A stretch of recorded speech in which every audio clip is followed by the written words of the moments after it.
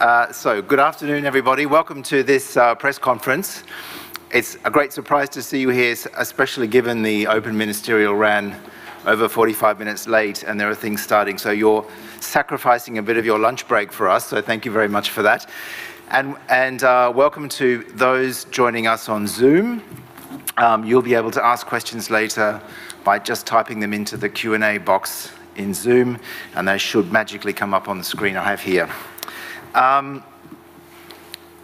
My name is John Kidd. I'm in charge of communications at IRU, which is the World Road Transport Organization. And I don't know if you can read the slides over there, but we are the voice of over 3.5 million transport companies, companies operating services in either logistics, so running trucks, or passenger mobility, running buses, coaches, and taxis. So that's what we do. There you see a few of our members.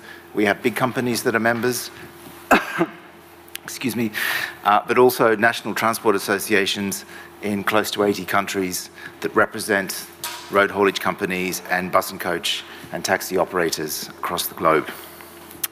So today we're here to launch a resolution that has just recently been adopted by our members around the world on fuel prices and the crisis in fuel prices in general, and energy security, and the knock-on effects of those on decarbonisation plans. And so I think all of you there's a lot of this in the news at the moment that you're either reading about, or maybe you're even writing about this in terms of the Ukraine war, in terms of inflation, in terms of supply chain blockages, etc., etc. So we have a press release. There are some paper copies there, but you can also find this online already at our website, irU.org, and then it links to the actual text of the resolution, which is also quite easily available there. Today we have two speakers. Our wonderful president, Radu Dinescu, on the left there. He is also the Secretary General of the Romanian Road Hauliers Association, and he's been IRU's president now for 3 years. And then we also have Matthias Medke. I should learn to spell your surname correctly as we're in Germany and you're German. And he is our advocacy director for worldwide operations, and probably our reigning expert in terms of decarbonisation. So we're going to talk, although our two speakers will talk for about 15 minutes, and then we have time for all of your questions, both from you here in the room, and then for those of you following us by Zoom, if you have any questions, as I said before, please type them into the box on the interface. So let's make a start. Radu, over to you. Thank you very much. John, thank you for joining us for this press conference. I think this subject is extremely important for everyone, not only for the road transport industry. Road transport industry, if it cannot make it outside of this crisis of sharp increase of fuel prices, will affect indeed everyone, because we know that supply chains already, they are quite stretched in the way they function for various reasons, and now we have on top of that exactly this sharp increase in fuel price, determined mainly from the war in Ukraine, which started this year. And you can eyewitness this sharp increase in prices, especially in fuel in Europe and in Americas. We have some figures, I think they are displayed on the screen, showing that since this 2021 January, the fuel prices have increased by 63%, but that's an average calculated by 51 countries that IRU is monitoring. And in some other countries, the percentage is even higher, like 80% in some countries in Europe, or even higher for the United States, like 143%. Since the beginning of the war in Ukraine this year, price increases by at least 28% until now. So that's one aspect of a sharp increase in the fuel prices, but on the other hand, we see quite a significant volatility of the fuel prices. And if you are looking to the perspectives, like West Texas Intermediate are expecting that the barrel of oil will be like $200 at the end of the forecast, at the end of the next year. So basically, this is one point that the fuel price can be significantly higher, but the other point is that fluctuation, variance between high and low estimates is more than double that we can see in the past decade. And for all transport companies providing services and transport of passengers and transport of goods, we faced increased costs, of course, and the difference is that in case of road transport companies, the fuel represents 1/3 of the cost to operate the company. So when you talk about this increase of 1/3 of the price in the last 10 weeks, we can see that this will impact the margin of the transport operator by almost 9%. And the bad news is that transport industry is operating with a very low margin, which is like 3 to 5% in the lucky cases. So in this situation, we can see that basically this margin is completely eroded, and all the capital that was built over the years by transport companies will be just disappearing in a few months in the current conditions. And if you are looking at in the industry, most of the companies are not big ones, but they are small and medium, like 80–90% worldwide, not only in Europe. So these companies, they face really difficulties, real difficulties in managing this problem of first discussing with the client and indexing the cost of transport with this fuel price, because usually was done quite a significant longer period of times, like 3 months. That's one thing that in some cases happen, like weekly or when it increased with 2%. And the second point is the cash flow, because usually road transport companies, they're invoicing their clients like once per month, and they will receive the money like 30, 60, 90 days later, while they have to pay these invoices for fuel 2 times per month. And we have these calculations made for various countries, and I can tell you that there are significant differences. But anyway, the point is that small and medium companies are not able to manage this sudden negative impact on their margin, about 10% in such a short period of time. And so a lot of transport operators, they facing a cash flow crunch, and they are quite a very high risk of bankruptcy, because if you are looking to the, I think yes, it's mentioned here on the screen, default risk agency projections rate road transport operators now at 9 on a scale from 1 to 10, meaning that there is very high risk of default today. And yeah, in terms of providing a practical example, we have example of our colleagues, I think, in France, where there has been a 24% increase in road transport operator bankruptcies in the last 12 months, from April 2021, April 2022. I can tell you that I'm coming from Romania, and we calculated that in February our companies were paying like 4,500 euro for fuel using the trucks in international transport, and immediately after they had to pay like 2,500 euro more, which is a lot of money. I mean, for each truck to pay this kind of amount, like 60% more.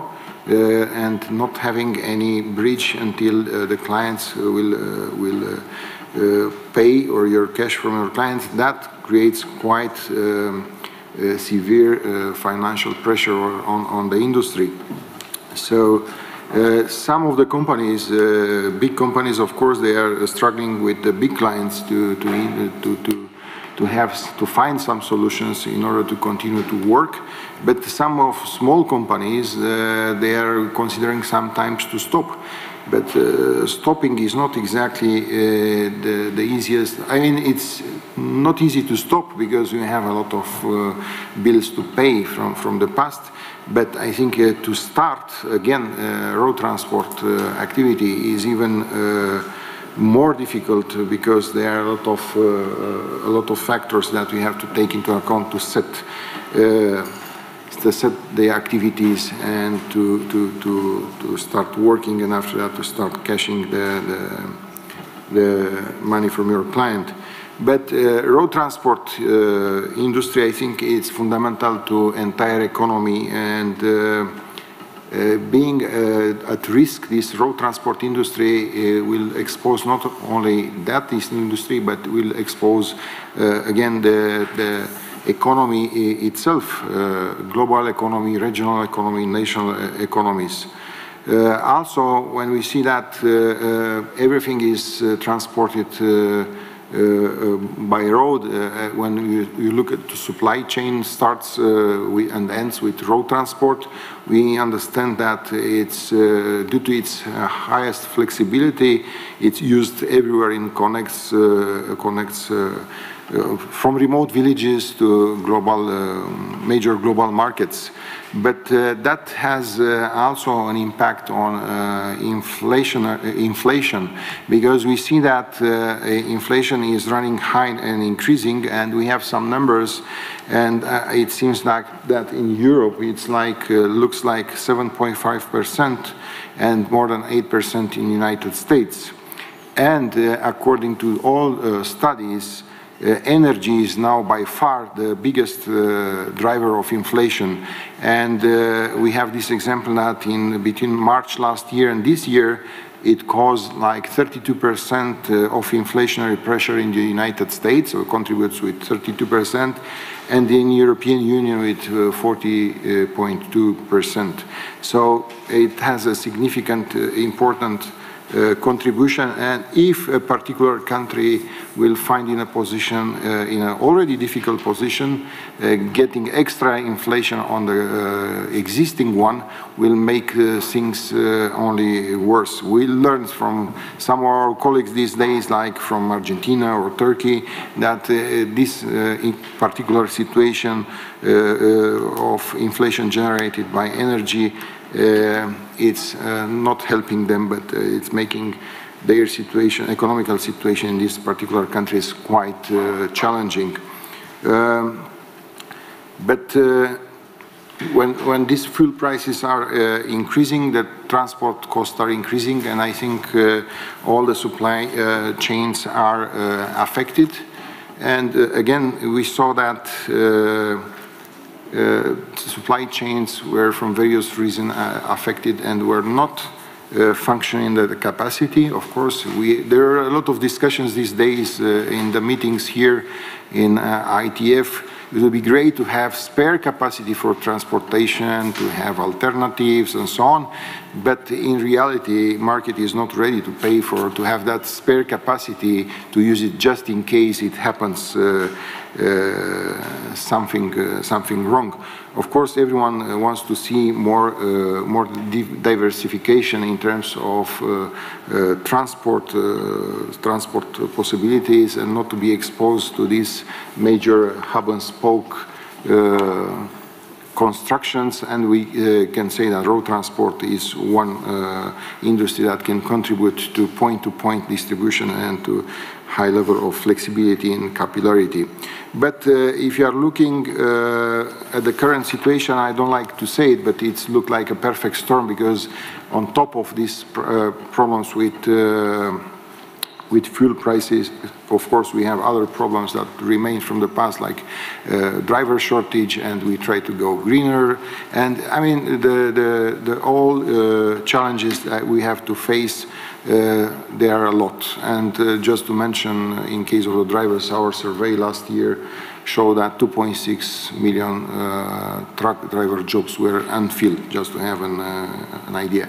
But in the current picture already, there are some effects that are appearing, and we are seeing that some shops and supply chains, they have reported constraints on product availability due to supply chain issues, and mainly they are stemming from road transport industry that is struggling to meet the demand, but in the same time we try to stay alive, to stay solvent. And we saw that a recent survey in the EU retail sector that supply chain and product availability issues jumped from nothing a year ago now to be one of the top issues for 26% of those that were subject of survey. So I was just setting the scene to understand why our members, they came to us and they asked us, you have to do something, we have to do something. At least we have to address the authorities and the public to make them understand what is our current situation and that we need help, because otherwise we are in danger, not only ourselves, but the economies themselves there. And we gathered together and we decided that we need to draft, and we agreed some points on the paper, what we should ask authorities and the governments to do in the next period of time, in the short period of time, in order to support road transport operators. That's one thing. But the second one is also to revisit the decarbonization plans and the timelines, because we see that in a lot of places, because of the scarcity of the energy or the energetic products availability, then some countries, they look to going back to energy produced from coal, for example, just to be more independent. So, but that is, it's drawing back from the initial targets and plans, and we have to visit in a mature and responsible way altogether. But from here, for the details of our resolution and the points, the way that we would like to see support for road transport industry and the revisit of the decarbonization plan, I will give the floor to Matthias or John. You'd like to take something to say in between, and after that to give to Matthias. Thank you, Radu. You can give it to me, and I'm going to give it straight back to Matthias. You just talked about the resolution, Radu, so Matthias, over to you. Yeah, thank you. Matthias Mietke, the Global Advocacy Director at the World Road Transport Organization, as outlined by our President, we just a few days back came up with an emergency resolution adopted by our members. So that is based on basically two things, mainly to act right now to support the industry, and I will come back to that in the next slide, to understand basically also the fuel crisis and the reality of the cost structure of diesel. And then in the second step, we will also speak about some more foresight that is required, and that is having to do with revisiting decarbonization plans and objectives. And just to pick up what Radu just said, ITF has announced here that road transport demand is doubling, at least, that growing demand has to be met by some sort of energy, and troubled by current events, it is crystal clear that that demand is met by fossil energies.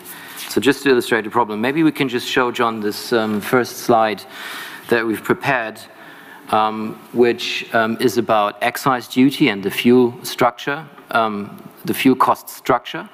You don't have to study the numbers here in detail. It's basically just to prove a point. And you can, of course, and you can also ask us. We've chosen Germany as an exemplary case because we are in Germany, while acknowledging, of course, that taxes can be very different in different parts of the world, in different countries. Radu has pointed to the fact that transport operators have a net profit margin loss of 9%. So effectively, we're making no profit. So when road transport goes up, it feeds inflation, as we heard, but it's also about profitability. And for government, the easiest approach to basically address this is excise duty. And that's what this slide is all about.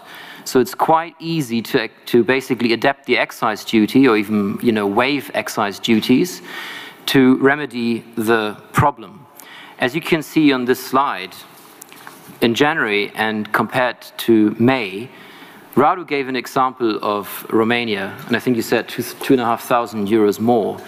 Here in Germany, using these figures, when you look at the January column that we circled in there, yeah, it says 2,500 as an average cost that you have based on a certain scenario. Today, based on a certain scenario, it's about 820 euros more per truck.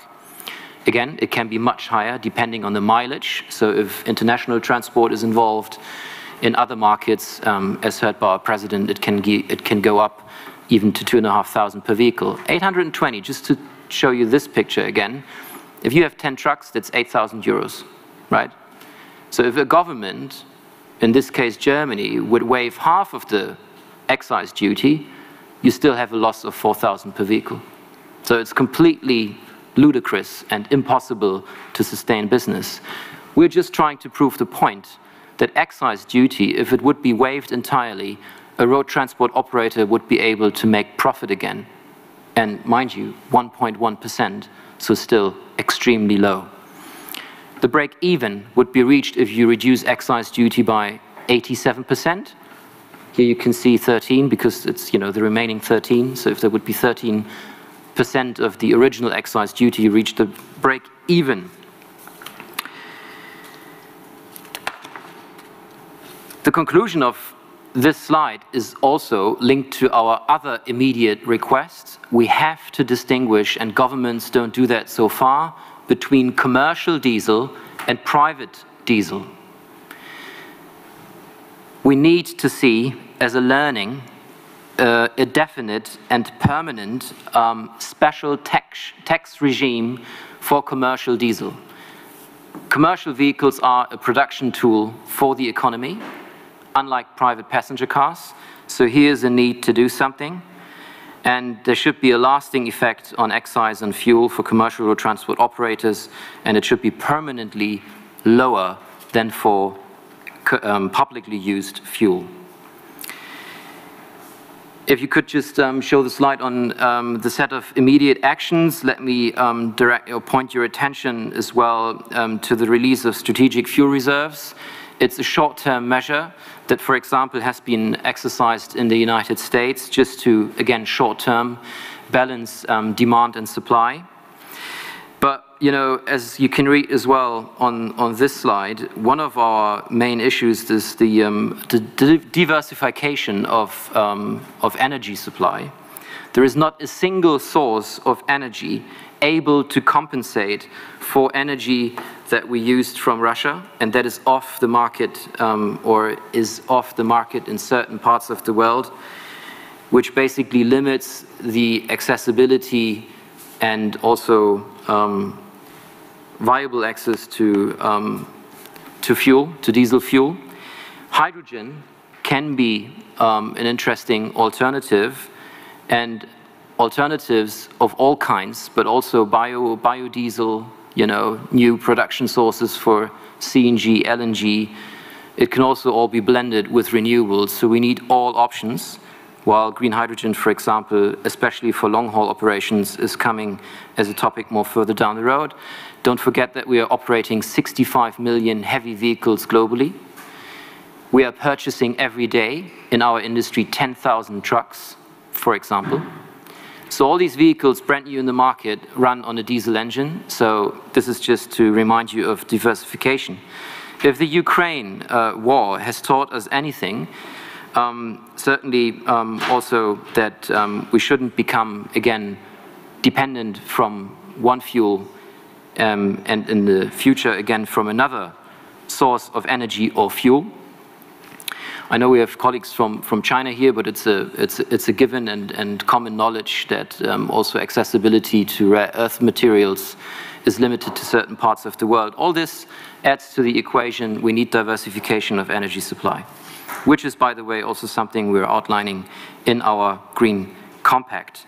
As also outlined here, we need rescue funds and a rescue fund mechanism to support the struggling road transport companies. I could only compliment the President by saying companies may go out of business, larger companies may not see it immediately, but ultimately the consumer price is going up. We can already see freight rates at a record high, and they are only going up as we speak. Before we move on, John, allow me to also mention that governments need to ensure that road transport operators have access to the latest fuel efficiency technology. This is linked to a decision by the Eurasian Economic Commission a few days back. They scrapped environmental standards because of the sanctions in parts like Eurasia, so not limited to Russia and CIS. Certain components are no longer available to even produce Euro 5 vehicles. So we are now, as we speak, seeing Euro 0 trucks even going back to new vehicles going back into the market. while at the same time you discuss zero emission here in Europe, for example.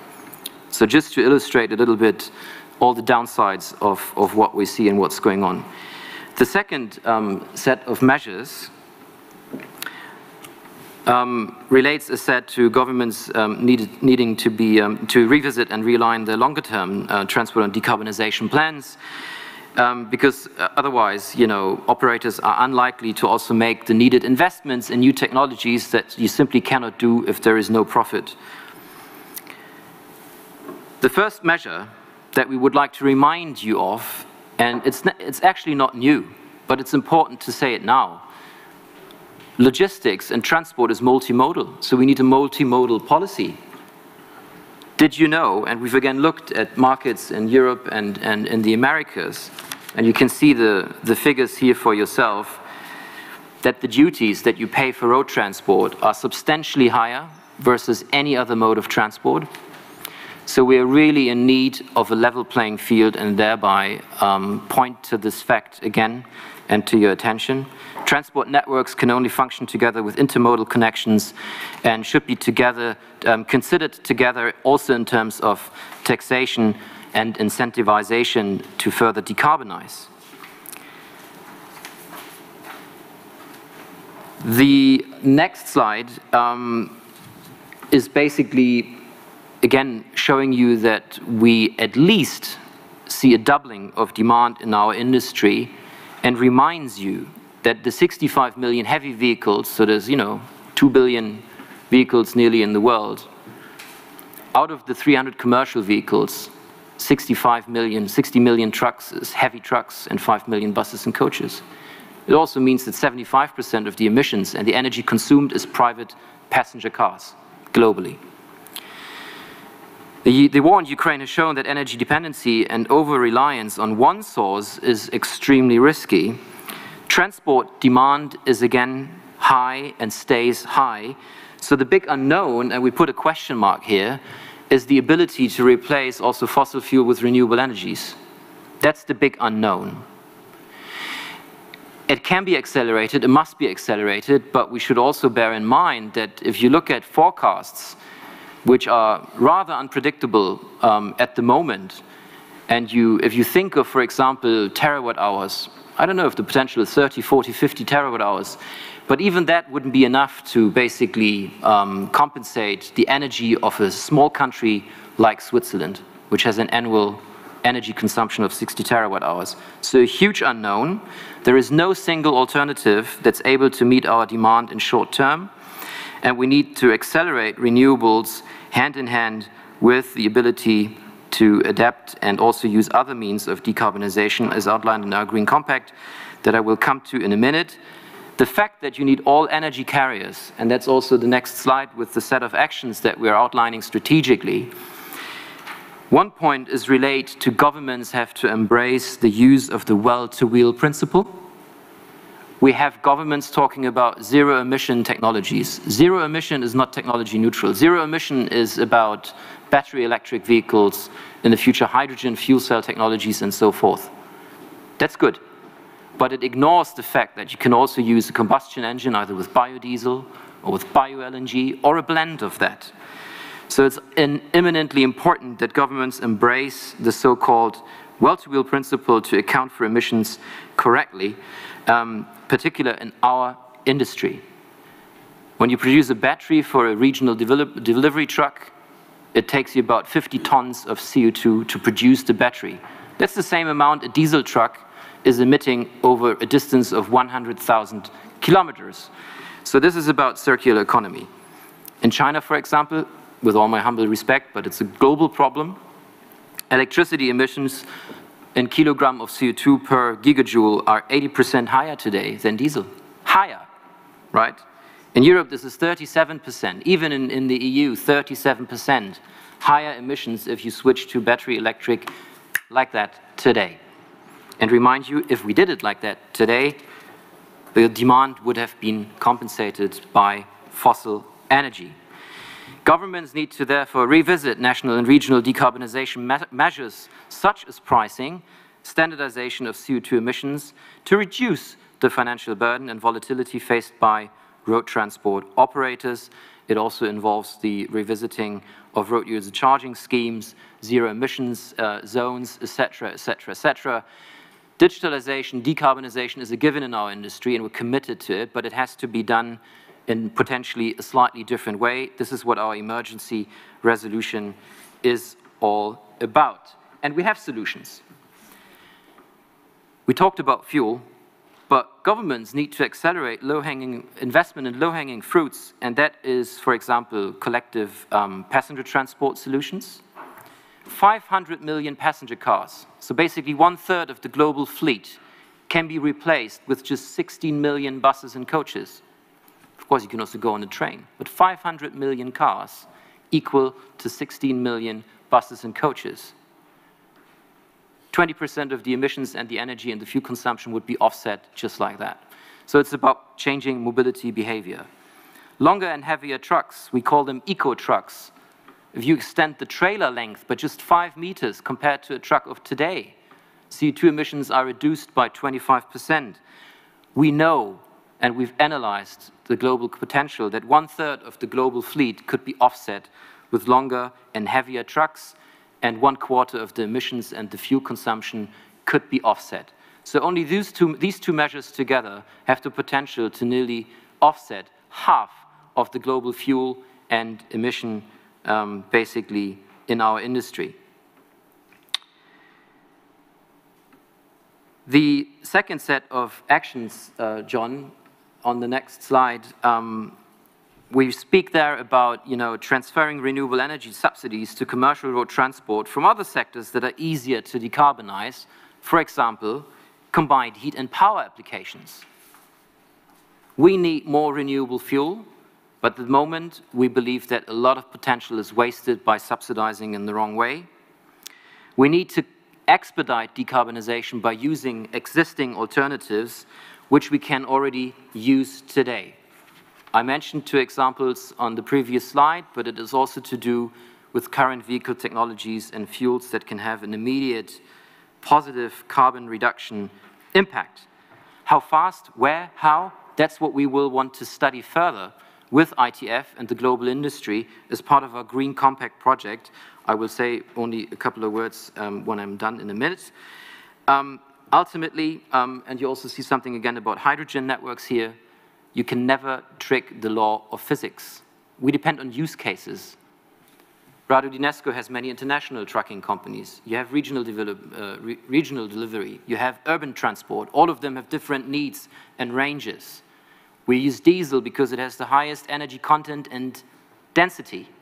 Hydrogen, for example, has a very high energy content, but a very poor energy density. So it's not as good from an operational point of view. But it bears much better potential than, for example, storing energy in a battery. A battery has a very low energy storage capacity. LNG, by the way, is the closest in terms of physical components to diesel fuel, which is also why it's a good long-distance fuel. So ultimately, all fuels need to be decarbonized. That was the message. And the road transport industry is remaining committed, particularly to not stop reminding governments of using taxation in a smarter way. You see that at the very bottom of the slide. Taxation of energy or fuels, despite of a short-term measure like lowering or waiving excise duties, has to be done very differently moving forward. The production of green fuel used to be more expensive. Now it's a bit different. But it's still more expensive to buy a green fuel.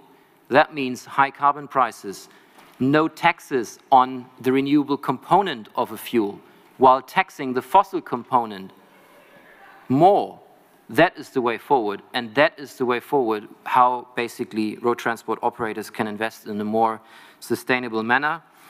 I think, John, in conclusion of this, we just had the Green Compact as a concluding slide to remind you of our project. Again, it's a study that builds on 5 strategic pillars. You can download our emergency resolution. I'm sure you will share the link again, which outlines all the details. And also the Green Compact is available on our website, and we invite all of you to speak more about the problem, invite us for interviews, raise the issue, let's bring it to the attention of the global media and public perception, because with road transport, there is no logistics, there is no economy, there is no mobility, there is nothing. Thank you for your attention. And John, I think there may be questions. Thank you, Matthias, and thank you, Radu, for that very rich and dense array of information. We have time for, we have about 7 or 8 minutes, I think, for questions. And then, of course, afterwards, we're available to talk to directly as well for any interviews or comments. If you need any, if you have any comments about some of the statistics we've used as well on the slides, and then, as I mentioned, the paper copies are there. So, firstly, are there any questions? Yes. Hi. So I have a question about the war in Ukraine. The supply chain, as you mentioned, it was affected by the war. So I would love to know how much is it affected. I think it's difficult to say exactly how much the global supply chains, but anyway, there are clearly that the most of the impact is given by the production of cereals in Ukraine. And I can tell you that myself, coming from Romania, its neighboring country, we are trying to help a lot to get out their cereal production out of Ukraine. But because the ports, the seaports are closed, this subject became very, very, very challenging, because the largest quantity you can transport instead of sea vessel, that they can have hundreds of thousands of tons, and you can load them at very high speeds today with modern technologies, up to 11,000 tons per hour, for example. But the difficulties, we have these terminals in Constanța port, but the difficulty is to bring the grains from Ukraine, for example, to Romania, because the largest capacity is given by barges, but barges are very limited capacities in some small ports that are still available. Second option is trains. So barges, you can talk about several thousands of tons. Also trains, we are discussing about a few thousands of tons, and trucks. The largest terminal in Constanța is bringing every day 2 barges, 2 trains, and 50 trucks. But it's, when you put all together, we are talking about something like tens of thousands of tons daily, while the need to export is like 5 to 7 million tons every month, so it's quite significant. On the other hand, the impact is quite global. We have heard that the impact is not only regional or in Europe, but also to some Middle East countries, African countries, or even South American countries, that they used to use these products from Ukraine, because it has quite a significant production. On the other segments, there are a lot of kind of raw materials or semi-fabricates that were coming from Ukraine. They are mainly in the area of wood, of also other agricultural products, or semi-fabricated products from wood, and will affect industries like furniture industry and other similar. And because they had quite good prices in energy, a lot of products that were intensive in energy were produced there and were exported to countries where energy was more expensive, like Western Europe. Also, these products were not available. But an exact figure, an exact impact, I don't think it's possible to give it as a global. In some particular areas, yes, I think can be evaluated, but not so far. I didn't see any particular figure on that. But Matthias, if you want to... Yeah, and don't forget that we suffered from 2 years of COVID and lockdowns, and you know, in Shanghai, for example, it's still in China an issue, and also these, you know, lockdowns or uncoordinated action between governments on COVID restrictions. I mean, we're discussing with the World Health Organization and the International Labour Organization on solutions, because governments are still not talking to each other. And the same happened during the war, where basically a refugee transfer was not organized in an efficient manner, because governments have individually used different measures for also taking fingerprints or making sure that refugees, you know, are properly registered. I mean, it's literally crazy. And, you know, I think the World Economic Forum will go to Davos in a few days, and they will talk about the perfect storm. We already talked about the perfect storm in November last year.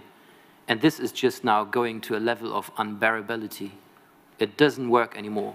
Logistics, mobility networks fall apart. It doesn't work any longer, which is why we decided to have this press conference. But the reasons are manifold: COVID, and also the driver shortage, and environmental policies on top of that. So it's just an additional disruption.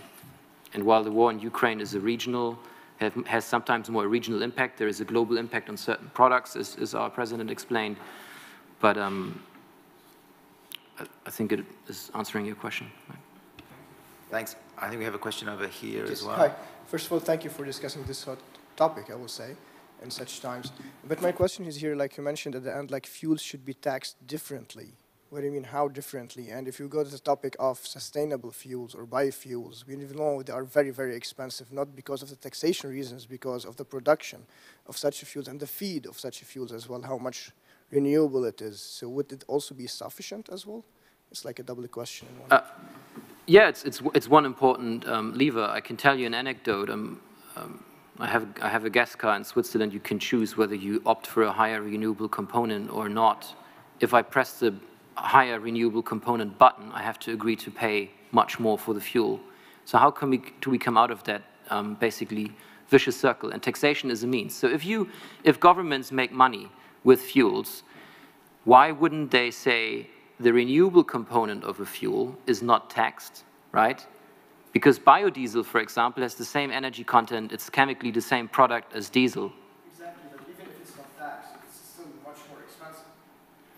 Well, Limited production, maybe. Is it just economy of scale, or? It has to do with economy of scale. There are many, many factors.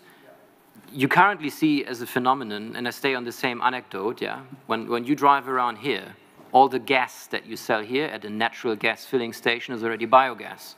So the price is stable because it's produced from local waste, basically, in the country. And you pay 1/3 of the fuel. Some time back, you would have paid more for the fuel, but now you have this war. How will the fuel price develop in the next couple of years? We don't know. We discussed and also questioned, basically, the International Energy Agency in terms of what they think and what they forecast.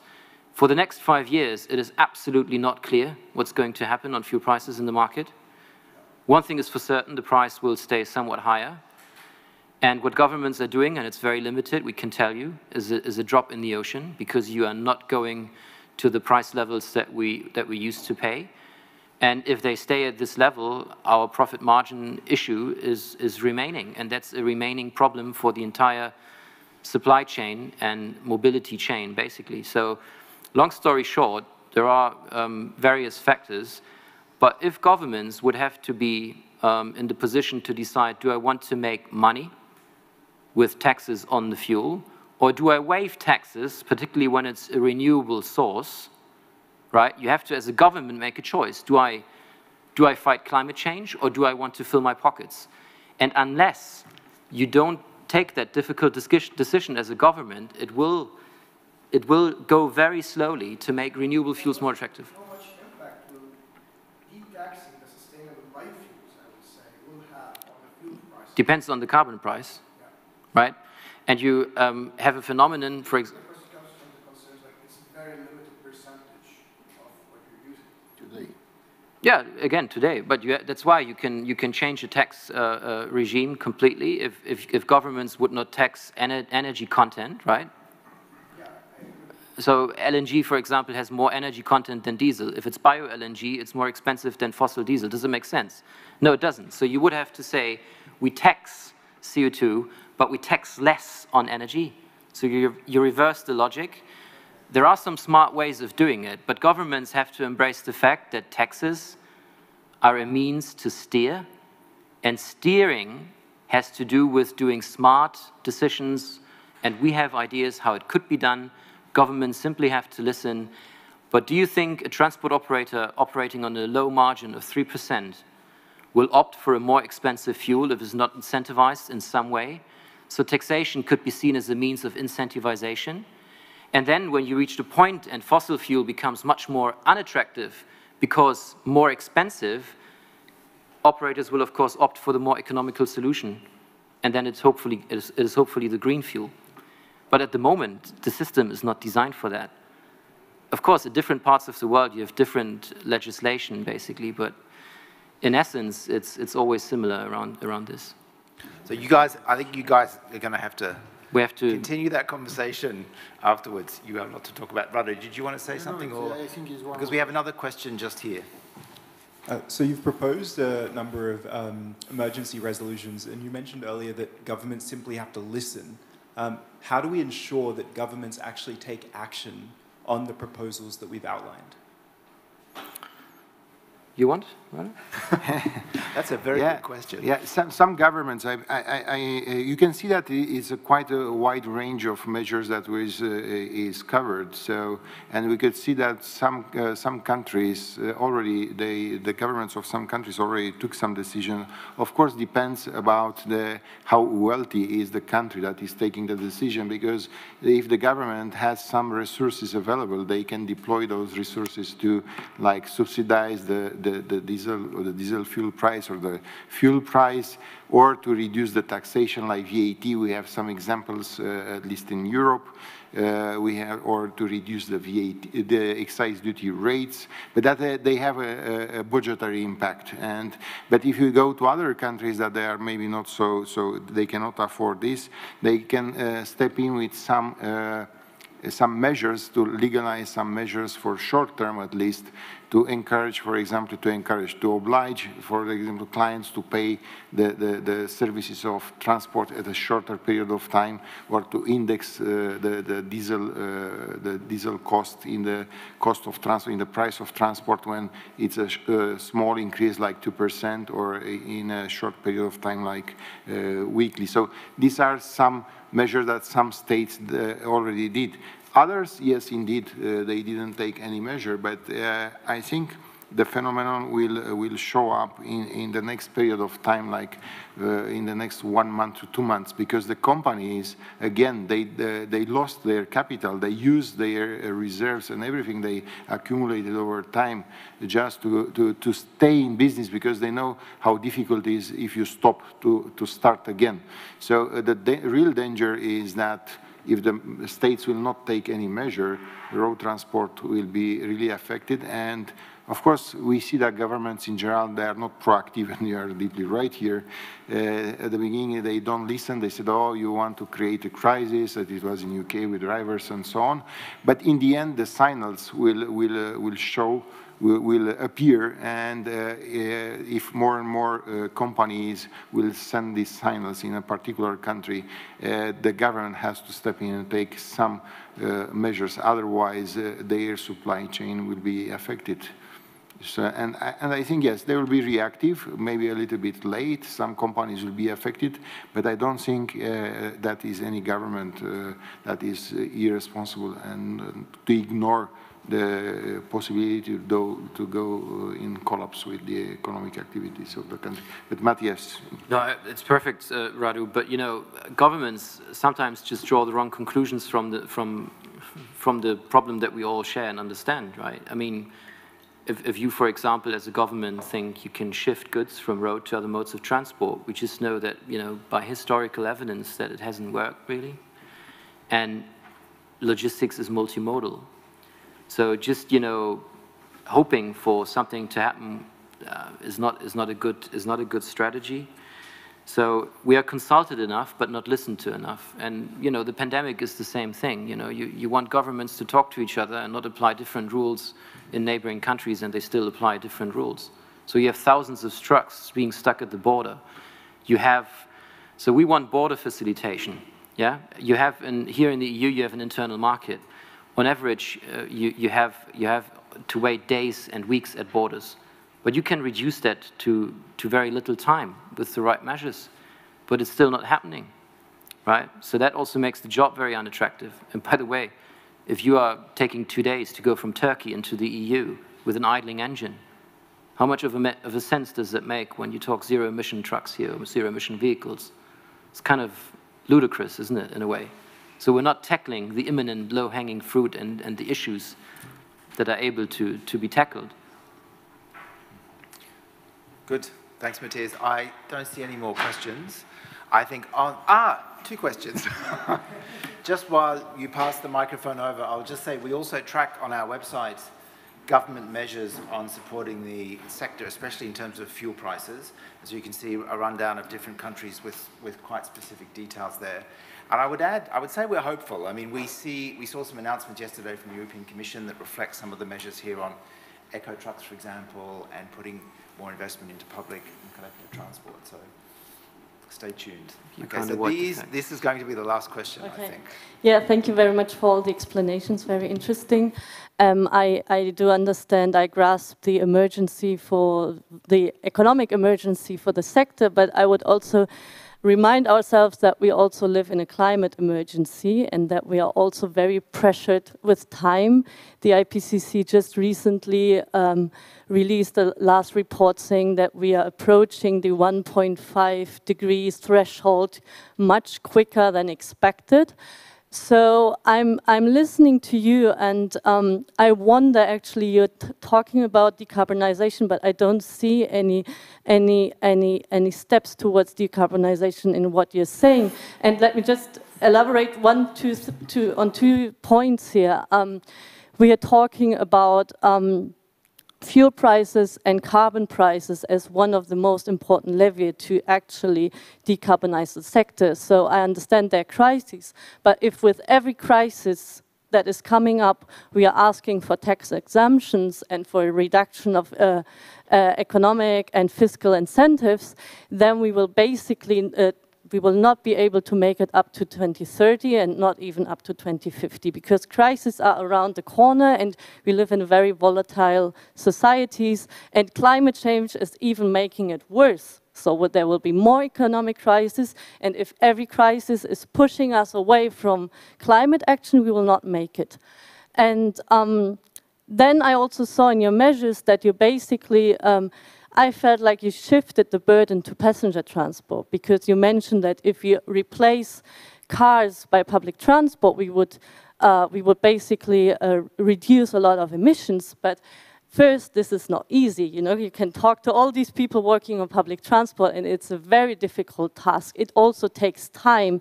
And secondly, we will not decarbonize the sector if we only focus on passenger transport and larger trucks. This is basically not enough. And if we don't do enough, we don't reach our goals, and our future is in danger, and not only our economies. Thank you very much. Yeah, quick add-on, okay. That's a great question, or questions. Yeah, just quick, because also thank you very much for your showing the solutions and alternatives you develop. I just have a question regarding when you say tax exemption for the specific sector. As you know, you're an operator, you have a lot of companies. If the government or state don't have enough tax, it's a loss in income.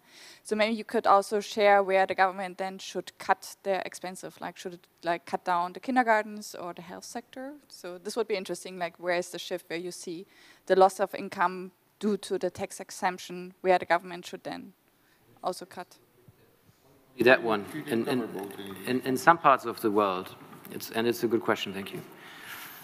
In some parts of the world, we're sitting here in Europe, but in the United States, we're against, and I look at our head of the Washington office, you know, we're not in favor of waiving taxes, for example, because the tax is earmarked and reinvested in infrastructure and in our industry. That's not the same in, for example, this part of the world. The money is taken away from us, and other modes of transport, other things are being subsidized with the money that our companies are paying. So it is an interesting question, but you always have to take that into account as well. So earmarking of taxes would be a good first step. We're not against taxes, but mind you, we're here together today because there is war. We didn't see that coming. So the emergency resolution is very much linked to the fact that there is an emergency situation where rethinking is just necessary. And you said it's not enough. But, you know, okay, we proposed, actually our Green Compact, when you read it, we go to net zero. We give a solution. Fuel is just one part of the equation. It's not the only one. And that is our message today. You have also parts of the world that have no financial leverage whatsoever to invest in battery electric trucks or vehicles, for example. We still have parts of the world where they move goods around with horses. I mean, I'm sorry that I'm a bit extreme, but This is a global call for action. And every region has different needs and abilities to basically respond to that call. And we need to put all these efforts to the best use so that we reach the goal. You're both from the EU? Where are you from? International development. No, but from the European region. You're from Europe. I mean, Europe is 10% of the equation, 10%. Europe is not an island and not an ivory tower. So we need to make very, very sure that we talk about decarbonization in a holistic way. So I think we outlined actions, Radu, that do support decarbonization quite substantially so. And the point on mobility, I don't understand the argument really, personally, to be honest. IRU is advocating for collective mobility solutions, as many others here do, UITP, many stakeholders, because we have to change mobility behavior. And the truck is a production tool. You cut into the ability to do goods transport, the society will ultimately suffer. Companies, they stop servicing, that's fine. But you as a customer will be the one that has no more access to products or pay more for the products. 75% of the emissions is cars. It's just facts.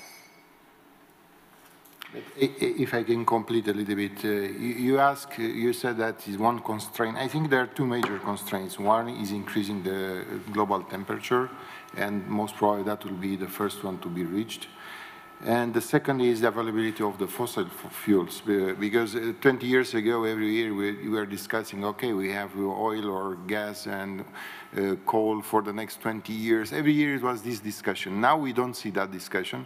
Actually, estimates are that it is available for the next 46 years at the current level of consumption. But in the last 25 years, consumption increased by 76%. So the things are not staying still. But your question is why we are not moving or doing something faster. And two of the measures, like using high-capacity vehicles, it can be used by tomorrow because it's using like a regular truck or semi-trailer, and you add 1/3 of the goods using the very same technology existing.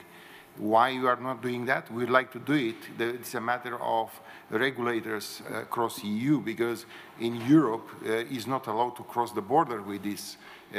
Some years ago, European Commission was very nice and said member states are allowed to discuss among themselves and to decide for themselves home, and if they decide bilaterally, like Sweden, I think with Norway or with Denmark, they can do their international transport. So that's something that can go like that, and efficiency is increasing by 1/3 just overnight. But of course, maybe there are other downsides from other stakeholders in this. When it comes to collective transport, you're telling us it's hard to do it, but it looks, you place all the burden of or responsibility of decarbonization to road transport industry. That means everyone else, they do not care. They would like to use their private car, but we are responsible because they are not coming to use our buses and coaches, which, I mean, if we are all together in this thing to try to achieve these targets, I think we as an industry, we have to deliver options, possibilities, and also people to get interested to use it. But of course, it has to be well organized. I mean, to be, if you go to Geneva, you'll see that the public transportation is working so well. So basically, you do not need a car. Anyway, if you are using it, the parking is so expensive. So it's obvious you are looking. And when you look to the buses and coaches, or how to say, the professional vehicles, commercial vehicles, they are used like 65 to 85% of the time, while a private car is used like 5% of the time. 95% of the time, or 90% of the time, a private car is staying still, not used. So even if you invest in electric cars for private users, I don't think it's so efficient, because most of the time that vehicle will only make shadow if it's the sun outside. So I think we have some proposals that also involve us as providers of services. And one more thing, I think I saw that you a little bit not clear when Matthias was saying about well-to-wheel. It's about the entire chain. I mean, from production to the tailpipe. Because if you make electric cars in India and the source of electricity is coal, I don't think you achieve any kind of targets, or the impact is quite limited. And that's about to use the entire process, not to focus only on the back of the vehicles, but you have to see entire process. Thank you. So I think we could talk about that all day, and we'd love to talk to you afterwards, because we also work with development organizations and banks on a lot of these issues. And I encourage you all to read more about the Green Compact, which Matthias referred to, where we also have and want to move to 2030 and 2050. And John, we want to work together. That's why we're here. So we challenge ourselves, and everyone has ideas and solutions. Was also the case this morning in the decarbonisation session where I could speak. And everyone was right in a way, yeah? But you have to put that together, the knowledge together, and accelerate action and turn it into action, basically. So that's why also we're here. We make a contribution and expect others to contribute to our thoughts as well. Great. So thank you all very much for your attendance and patience and your great questions. As I said, there are some copies of the press materials there. Thank you all who are joining us via Zoom as well. And we wish you a good rest of the summit. Thank you very much.